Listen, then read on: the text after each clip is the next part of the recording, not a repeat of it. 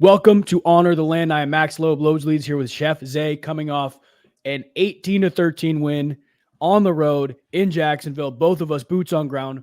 What a win, Zay. Unbelievable stuff. It was I've been to a lot of games now. I've been to a lot of games in my life, but that was my first ever away experience.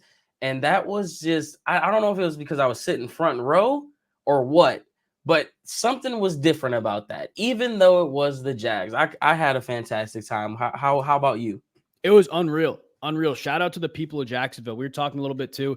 The fans were great. Had no issues with the fans. The atmosphere was awesome. Stadium was cool. It was the first ever game. Actually, it might be the only ever game, but first ever game at Trevor Bank. They put a little TR instead of Everbank. I made sure the Jaguars fans knew that throughout the game. But it was an awesome experience. And we were both sitting pretty close on opposite ends of the stadium, but both sitting pretty close. You could feel the energy from this Browns team. It felt different, especially on the defensive side of the ball. The defense was buzzing. The second I came down, Alex Wright was the first person out there. The salute, you saw that in the video. Yep. But when they were warming up, they were like the kid, and when the mom said, "Don't go in the store and touch nothing," they were like the kids that could not wait to get out on the field and make plays. And we seen it because we were right. I was right in front of that one kick return where was it Obo or was it JOK? I don't think it was JOK. It was a linebacker, but I don't think it was JOK. Obo. He blasted the dog crap out of Bigsby or whoever it was. And that was it was the theme. That's literally what they were carrying throughout the entire time. And they were literally hyping up the fans every chance that they got. It was crazy. You would have thought it was a home game. Yeah. And when I walked in there, it was not empty, but in there like half an hour before kickoff, a lot of empty seats.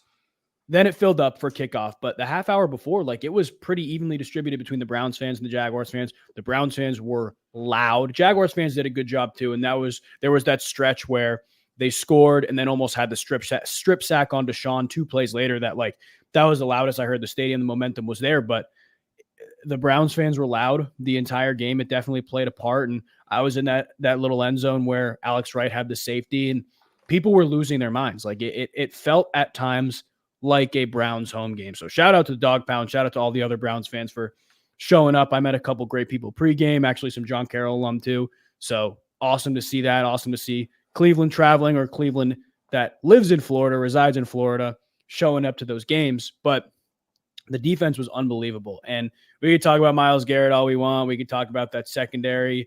There's a couple players I want to highlight, and I'm sure you want to highlight some depth guys too. But the defensive depth, and we talked about this all week, with the injuries to Juan Thornhill, the injuries to Mo Hurst, Tony Fields, people had to step up. I don't want to crown a player of the game until the end, but I really, really want to give a shout out to Grant Delpit. We always speculated about, especially in the offseason, the safety position. Is it going to be D'Anthony Bell? Is it going to be Ronnie Hickman? Could it even be a guy like Rodney McLeod who steps in? And all those guys had and will have meaningful snaps and some type of impact on this team. But Grant Delpit was a guy we just kind of threw to the side and said, okay, yeah, we know how good you are. Just keep showing up. He showed up in a huge, huge way this game against Jacksonville. I thought in the run game, especially because the Jaguars, outside of, I think, 2 big runs from ETN, really could not get anything going. 4 yards of carry for ETN. They were behind the chains, helped the Browns pass rush out a lot. I thought Grant Delpit was outstanding in that game. You went Grant Delpit, and that's my guy. But I want to go to the other side of that. Rodney McLeod, veteran, yeah. He saved 10 points single-handedly by himself. That Trevor Lawrence scramble was saved by Rodney McLeod, and they don't get 7, they get 3. That is a momentum swing because Jaguars were cooking up to that point. Yep. Then you go to the one pass where Trevor Lawrence throws to the tight end, number 85. What's his name? Brent Strange. Yeah, Brent Strange. So they throw it to him, and it's kind of like almost like a pick play essentially. Like the safeties kind of collapse, and Rodney McLeod is there to get the shoestring tackle. That doesn't result in any points. It results in a missed field goal. So you talk about veteran presence and the guy who's just. It may not show up. The 3 tackles may not show up in the box score, But what a momentum swing that was for Rodney McLeod. Just an all-around secondary performance as a whole. They took care of business. Like nobody really got off. Brian Thomas had the one from my angle when I was sitting there. I'm like, oh my God, he overthrew it. And I'm like, oh my God, he caught it. Like that's just a hell of a play by Thomas. So got to give credit to the whole secondary as a whole, man. Yeah, absolutely. And I mean, I am 100% with you in Rodney McLeod. That one on the, I don't even know if it was like a pick play. I don't know who the corner was out there, but the corner and the receiver collided and just fell down. So it was a one-on-one with Strange and Rodney McLeod. So you don't make that play, it's a touchdown.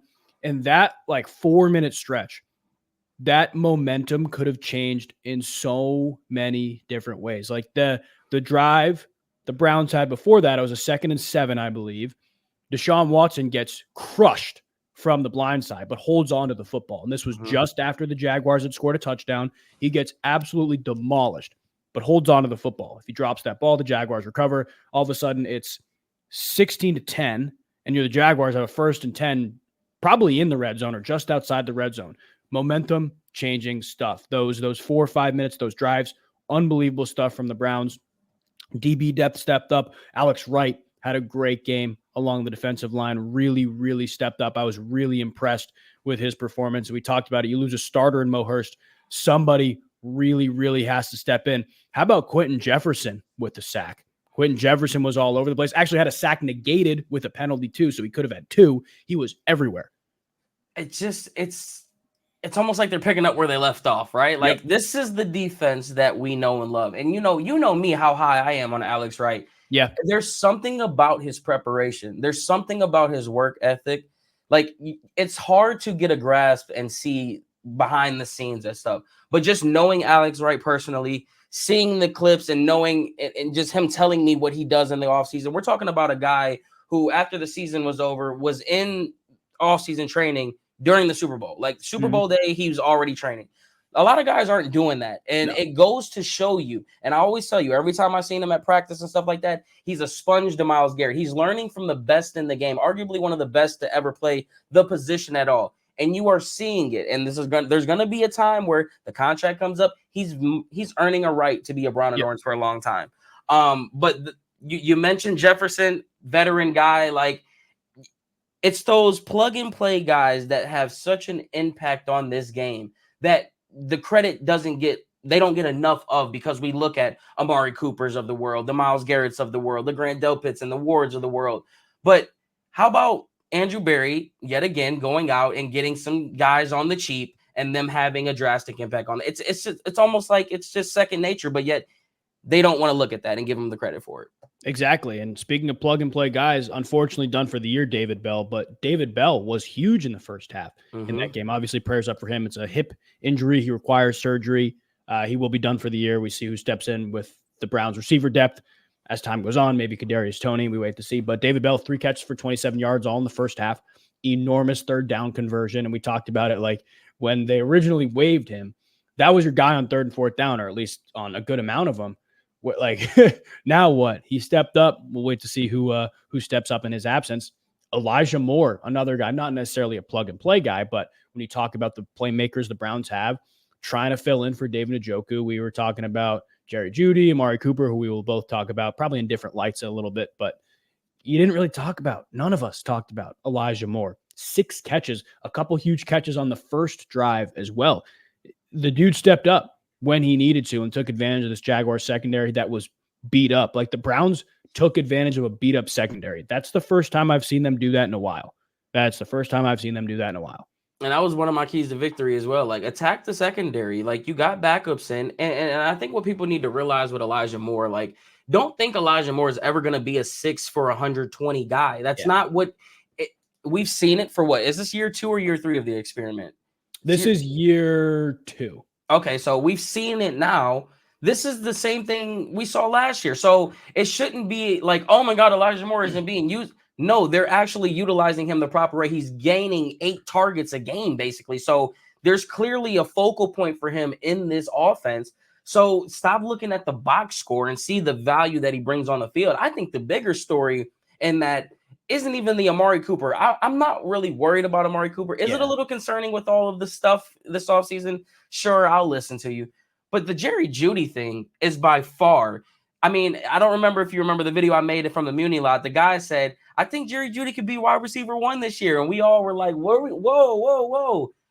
There may be some merit to that. This guy, it just seems that him and Watson have the connection that Cooper and Flacco had per se. Yeah. Tough catches being made. When he's scrambling, he's finding ways to find that open pocket space for him to, ultimately get a pass off. I'm excited that we got a receiver that could potentially get, we got super cheap, and the receipts is there. I know you ready to go back into him. Yeah, he's been my offensive player to watch back-to-back weeks, so I was so happy to see that. But he is like, it's not even, to me, at least the first 2 weeks of the season, it's not Amari Cooper 1, Jerry Jeudy 2, or Jerry Jeudy 1, Amari Cooper 2. It's 1A, 1B, because these guys both have unique skill sets. I think Jerry Jeudy's probably a little more comfortable inside than Amari Cooper would be, but both can dominate on the outside. Both can run good routes on the inside when needed. They are two, I would say, lower end wide receiver ones, but wide receiver ones that can attack a secondary in a lot of different ways. And you hit the nail on the head with the Deshaun Watson, the scramble drill stuff, because that's something that takes time, and there's scramble drill rules if you're an offense. Like, hey, if I'm going this way, break your defender the other way, whatever it may be. There's scramble drill rules, but so much of it is just instinctual. And Jerry Jeudy, to me, has always been a super instinctual player in everything that he does, especially his releases off the line of scrimmage. It's very free-flowing. Obviously, he works on it, but it's super instinctual. That type of stuff in the scramble drill, we saw it multiple times. The one that was almost picked off on the sideline, but then the one that Deshaun Watson, I don't even know how he didn't get sacked, and threw it 6 yards down the field to Jerry Jeudy. It's instinctual. He just feels it. Deshaun Watson feels it. And there's only so much preparation you can do in practice to continue to believe that is going to work. But when it works in a game, and when the bullets are flying, and when it's instinctual and you need to go make a play, that's where Deshaun Watson's going to look. And that, to me, speaks volumes. If that is the biggest role Jerry Jeudy has on this team, being Deshaun Watson's scramble drill guy, I think it is well worth the extension they signed him to, because that's the best part of Deshaun Watson's game. Last year didn't really have that guy. Occasionally you'd see it, but if Jerry Jeudy's the guy that can understand, hey, Watson's rolling this way, I see this coverage, this is where my DB is, I'm going to break the other way, 50-yard touchdowns are going to happen. It's just a matter of time.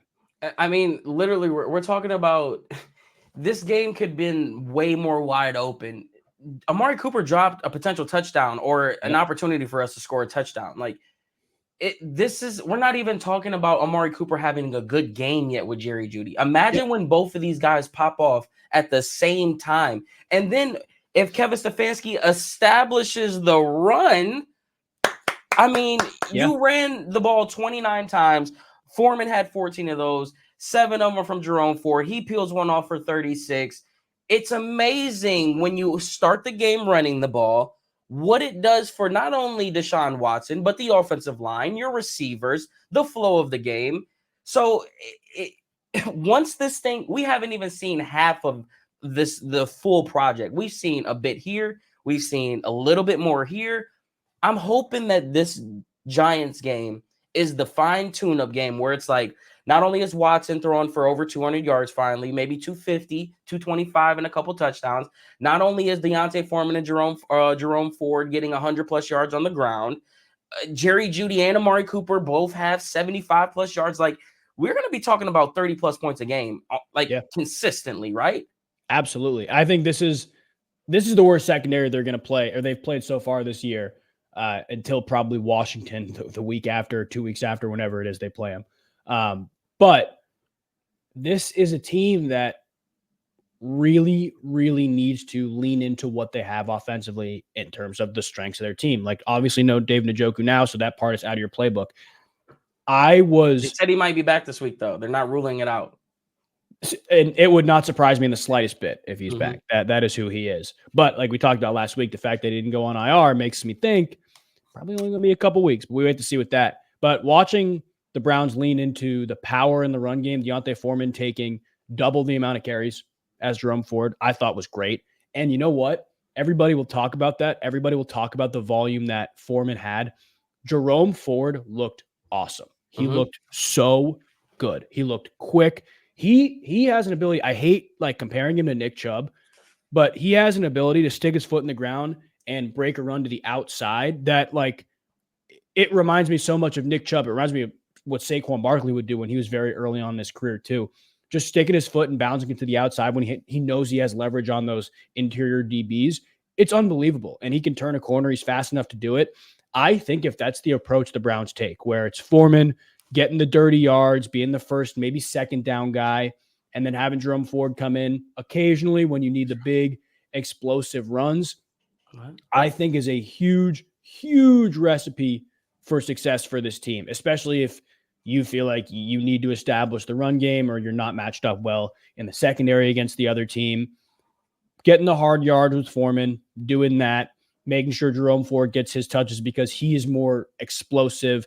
And it's not to say that Foreman isn't either. Like you had that big run the very end of the game taken away because of an offensive face mask. Like things like that, it gives you hope in the run game. And I don't want to be super short-sighted here. Nick Chubb can be back in 2 weeks. So, I mean, it's almost like the perfect compliment. When you talked about Kareem Hunt, Nick Chubb, Deontay Foreman, and Jerome Ford, here's what I think. You know, I'm a huge Jerome Ford guy. That's my dog. That's my friend. But maybe his sweet spot is that 7 carry area, and you maybe get him involved in the passing game because his best ability is one time a game he's going to explode one. You know that for a fact. And Deontay Foreman is more than capable of carrying the load, whether it be 3-4 yards a carry, whatever it is. It's going to open up the offense because the play action will be there. Now you can bootleg. Now you got to worry about Jerome Ford. Yeah, he may come in as the receiver back, but we've seen him peel off a draw out of the shotgun countless times. So it kind of makes it a little bit more, you have to think about it a little bit more on the defensive side of how you want to play it. And honestly, I'm okay with what I'm seeing. 14 carries for Foreman, 7 for Ford. I mean, Ford still ended up with 64 yards, and you still got to ground and pound on the trenches. So keep this formula. We don't need to see Deshaun throwing the damn ball 45 times. 35 is fine. 34 is fine. Let's just maybe this week throw 45 times this week. Let's see him complete 40. Why not? Hell, I talked myself into it. Well, without looking too far ahead, that is going to be, I think, the recipe to success this week. It's going to be much like this game plan, but I think the matchups in the secondary are even better for the Browns. But shout out to the offensive line. Like that was a front in Jacksonville that I walked into this game thinking the Browns are outmatched up front. They're going to have to throw the ball a lot. And they did. Like they did throw the ball a lot. But they pushed people up front. They pushed people up front in the run game. And I think Deontay Foreman putting his nose down, getting the hard yards helped, especially statistically, but they moved people. They were very, very minimal negative runs, 0-yard runs, much like the Dallas game. There were a lot of those. Only gave up, I believe, 2 sacks as well in the pass game. Like this offensive line played pretty well. And look, I think holistically, this Jaguars defensive line was better than the Cowboys. I'm not going to lie. I think Micah Parsons is by far the best player on either line. But holistically, the interior guys in Jacksonville were really good. Obviously, you have him, Allens, and Trayvon Walker, 2 really good guys. Like holistically, I think this defensive line, if it wasn't better, it was as good. They played well. Like even James Hudson, granted, he had his moments.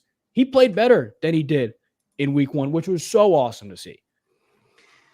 Yeah, they played great. They played fantastic. But I was watching through the highlights. And I have one worry, bro.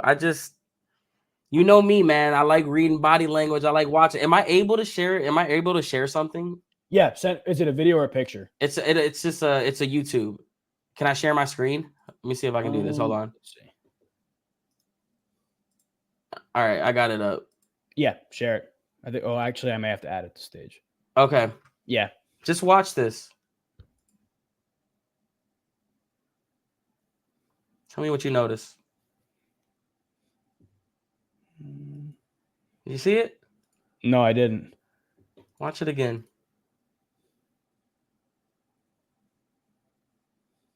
You see it again? No, it's a little choppy. What is it? It's just I'm probably nitpicking here, but tell me if I'm crazy, right? Your quarterback just ran in a touchdown. Mm-hmm. Great blocking. Wyatt Teller dominates, right? I see one lineman ready, one guy here, but the two guys that we're really worried about, Wyatt Teller and Joe Petonio. Look at them. Stare at them. Turn around, walk away. Am I? When have you ever? When have you ever seen your lineman not celebrate a touchdown with your quarterback, or at the very least help him up? At the very least, bro, he looked at him and turned away. Am I crazy? I don't know. I try not to read too much into that stuff, especially after last week. I think it was Petonio who didn't who didn't want Watson's help getting up. Like, here's what I'll say to that. I did later in the game, they were hugging and stuff, but I'm just like, I see that and I'm just like, it makes it's like, okay, the Joe Petonio thing, he came out and explained it. And then there's this, and it's like, okay, now we're talking about a breadcrumb trail. And I didn't like that. It's just like, why am I seeing Nick Harris and everyone else go to him, but the two guys that you want to see lift up Deshaun had the opportunity, stared him in the face? Like, you know what I mean? I'm not blowing it out. I'm not trying. I didn't want to talk about it, but since this is the honor of the land, and we need to, you know what I'm saying? I just wanted to bring it and see, because you can talk some sense into me if I'm crazy. I just didn't like seeing that. You know what I mean? Like, yeah. I think I would have also liked seeing more excitement, but I don't think it's a huge deal. I really don't. And I don't think so. This is like I think if there's any team that does a good job of blocking out that type of exterior noise, especially over the past 2 years, because they've kind of had to, is the Browns. So like, I don't think it's a huge deal. I don't think they'll lean into it too much. No, I get what you're saying. I don't think it's a big deal, but I just wanted to know that I'm not crazy in what I saw. I saw what I saw, right? Yeah. Like that, what I'm explaining, I'm not making it up. Did I see what I saw? Yeah, they did turn away. And you know what? It's a huge touchdown. It's a big touchdown. Deshaun Watson's was it his first that year, was right? That was a signature Kevin Stefanski drive. They went like 10 plays, 9 minutes, and capped off. Like, we should be doing backs. Like, what are we doing? Maybe they were tired too. That also totally could have been a part of it. But I get what you're saying. Obviously, you want to see more excitement. You want to see celebration and stuff like that. But, you know, Deshaun Watson's got to continue to give him a reason to do that too. And we can talk about Deshaun a little bit now too. That was the best game, obviously the best game of the year. Thinking back to last year, how he did, obviously that second half against Baltimore was up there. You know, Titans game was good. Cardinals game was good. He looked great. He looked sharp. He looked on time. The biggest thing I noticed was he was on time. Very much getting the ball out quick, not burping the baby in the pocket with the football, not taking unnecessary sacks. And then when he needed to go make the plays, that little Houdini moment, fourth quarter, was unbelievable. The scramble drill to Jerry Jeudy was unbelievable. I mean, he had 20 yards on the ground? Yeah, 20 yards on the ground. He made the plays when he needed to.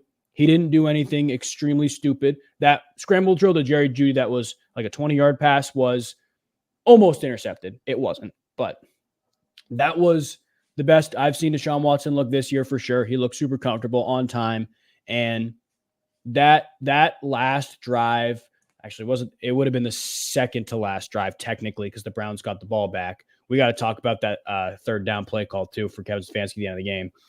But that second to last drive when the Browns got the ball back, like, that was, you got to go get a couple first downs, take time off the clock. And if you get in the field goal range, the reality is that changes the trajectory of the game, because the Jaguars don't have to tie with a field goal. They got to score a touchdown to win this game.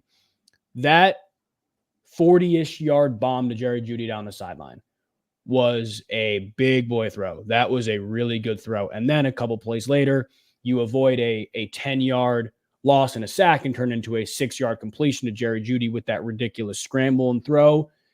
That was a huge drive. And I think that's hopefully a turning point in Deshaun Watson's mental state with all of this stuff. Understanding on the biggest stage, my back is against the wall. Momentum is crazy for the other team. The stadium's loud. I'm on the road. I can go put my team in a good position. And he did that. Obviously, the 3 holdings back to back, like, he can't do anything about that. The offensive face mask, he can't do anything about that.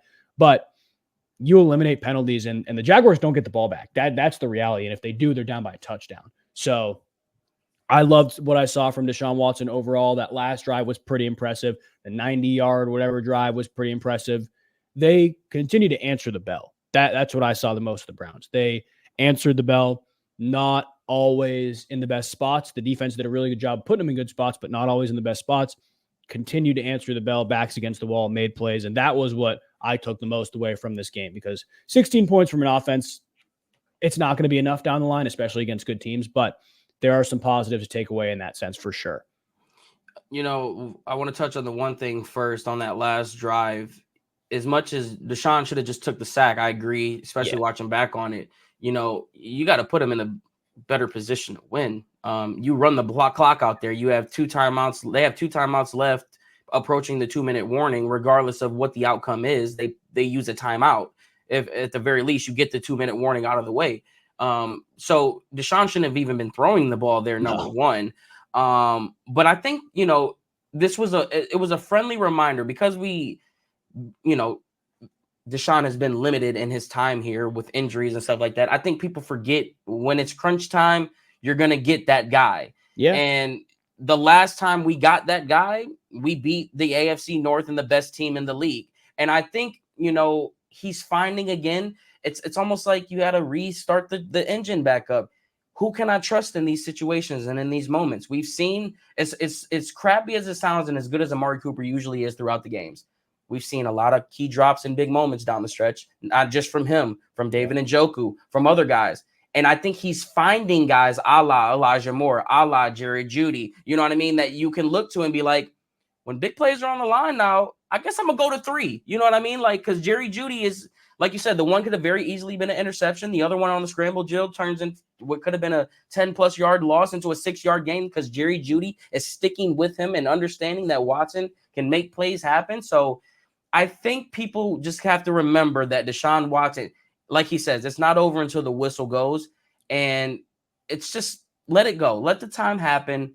And we don't see this thing flourish. Man, Amari Cooper will bounce back. I have confidence in that. But yeah, I have full confidence in Cooper too. I am not worried about that.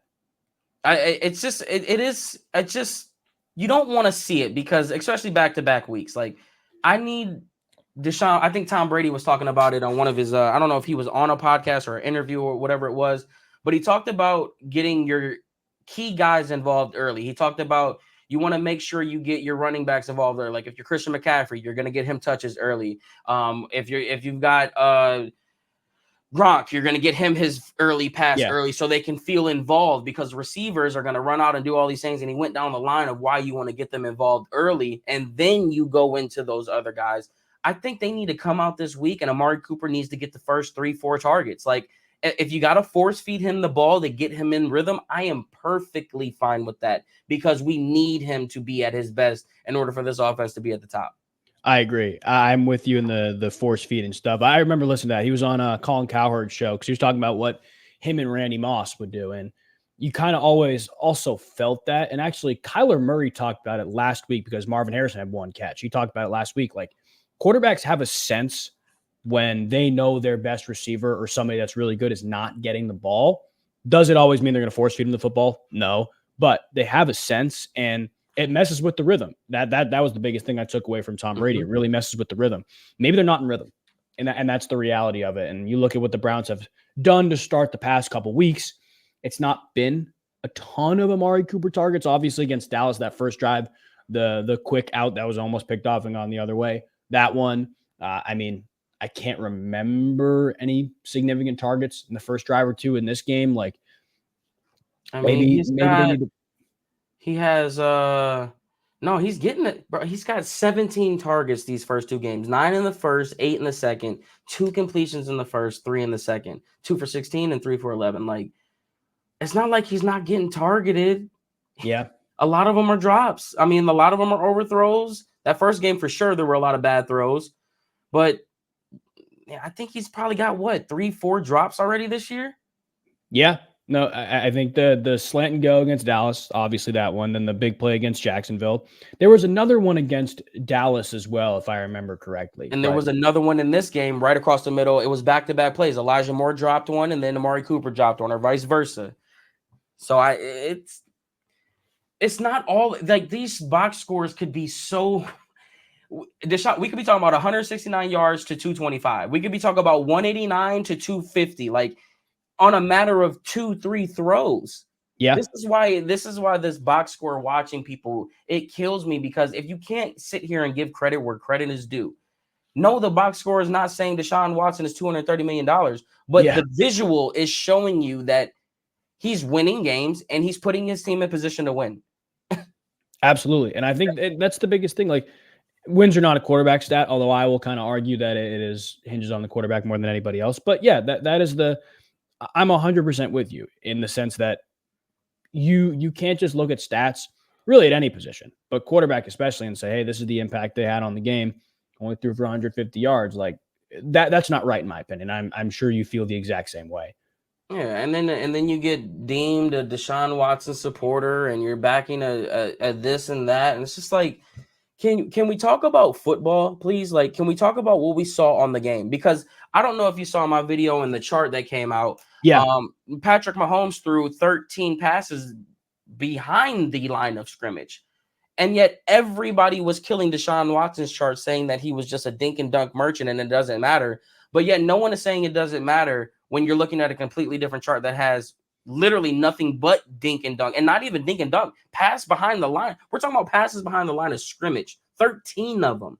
Like, out of the 18 completions, come on, man. It's I want to talk football and I want to see real football. Keep the other stuff. We know what that is.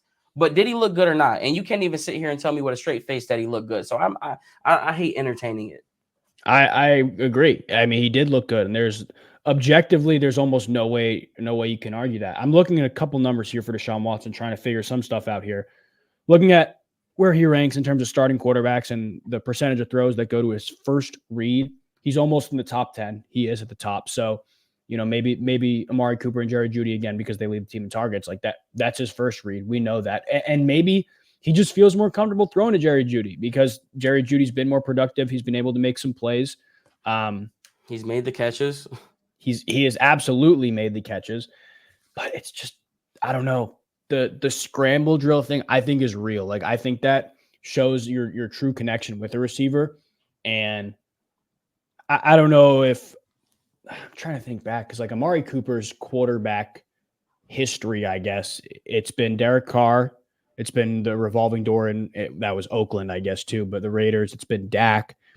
Like, guys that can get out of the pocket and have that ability to scramble. So, like, you would think he feels comfortable in that. Maybe it's a quarterback to quarterback thing, but Jerry Jeudy it's so natural. It's so freeing to see somebody who's naturally doing this, understands his job and his role, but is naturally executing it.